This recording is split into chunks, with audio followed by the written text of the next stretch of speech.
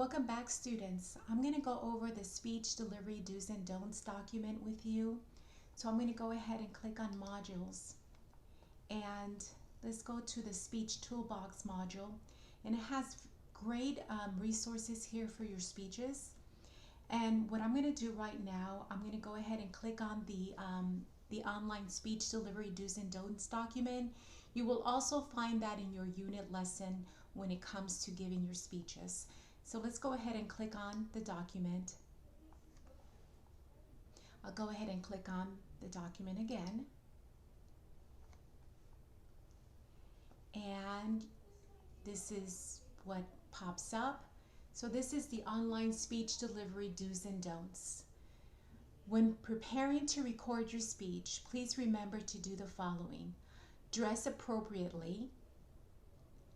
It will provide a positive experience, and you can dress business casual. Stand in a well-lit area. Locate a distraction-free background, such as in front of a wall or a curtain. Complete several practice sessions and double check for lighting and audio issues. I do provide information about the practice sessions. I recommend 5 to 7 times. It could be more, and each practice session should be at least 20 to 30 minutes in length.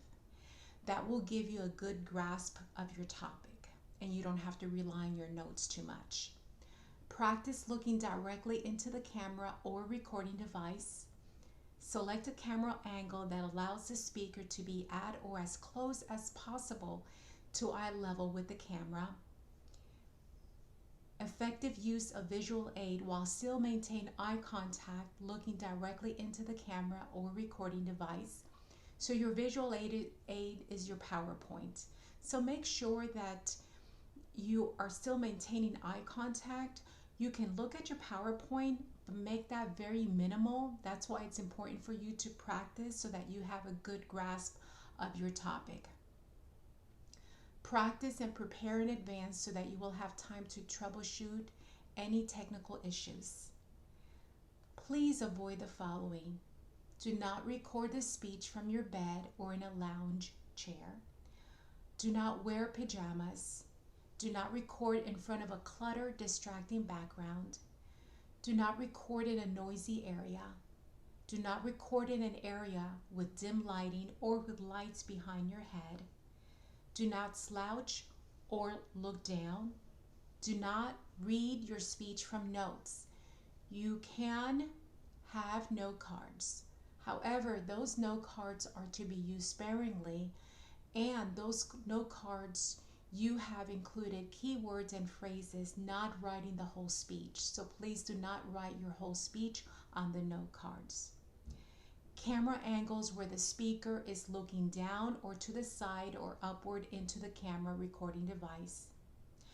Do not read the visual aid. Do not read the PowerPoint, because if you're reading the PowerPoint, that means you're not maintaining eye contact.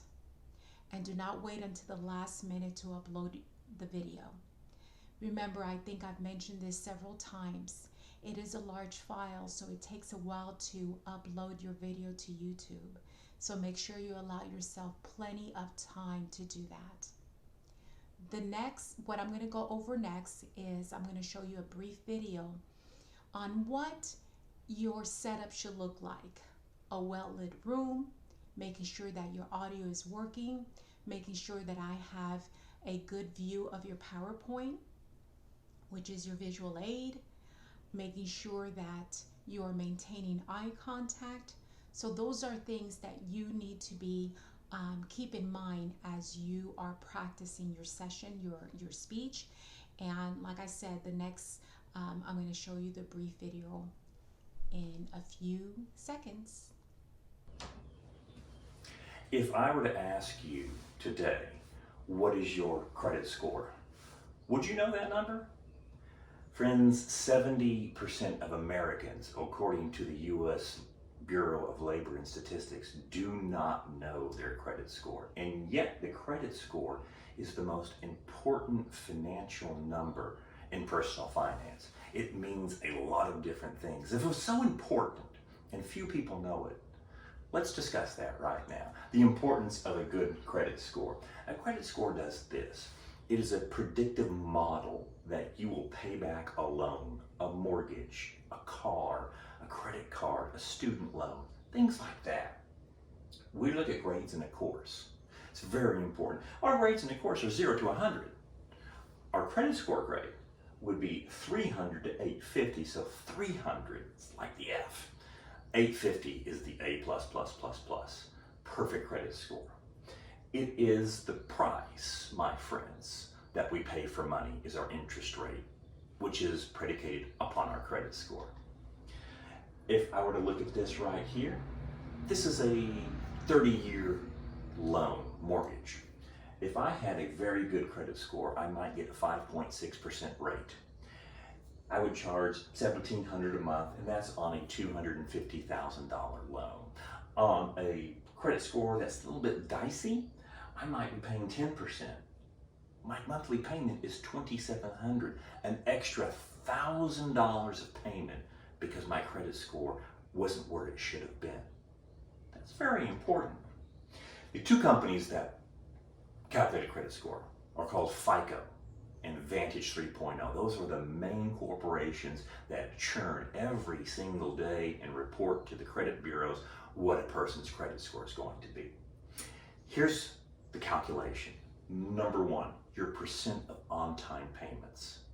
So if I have a credit card and a bill that's due every month from credit cards, we also use utility bills, mortgages, car payments. If I'm making all those payments, that's the number one scoring right there. And if I don't make it, it's a derogatory score. Open credit utilization. How much credit am I actually using? Am I maxing myself out, or do I have extra credit? Derogatory marks. If I let a bill go into collections, I just don't want to pay that. I don't think it's right. So I stop paying on the bill. That's not what to do. We figure out with a credit card company, we contact them and say, I'm going to dispute this bill.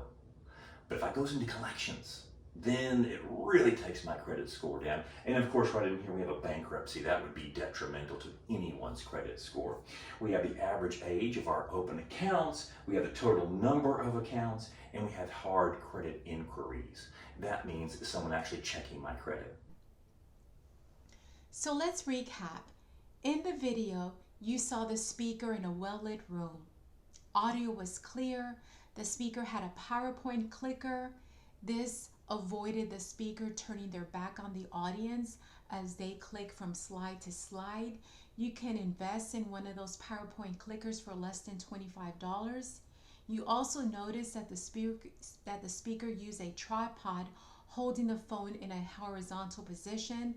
Again, I think that's a great investment in purchasing a tripod. You can find those less than $25. If you were to have someone holding the phone, if you're using that as a recording device, you will have your video shaking a lot. And we want your video to look professional. We don't want any shaking. You want it to look still. You want to be able to have the audience to see the speaker fully. The speaker was dressed business casual. Like I mentioned before, the audio was clear. I can see the visual aid, which was your PowerPoint. By investing in these small things like a tripod and a PowerPoint clicker, your video will look professional. Some of you are working from home. Some of you will be working from home in the future. So why not do that small investment now so that your presentations can look professional? I look forward to your speech presentations in this course. Thank you.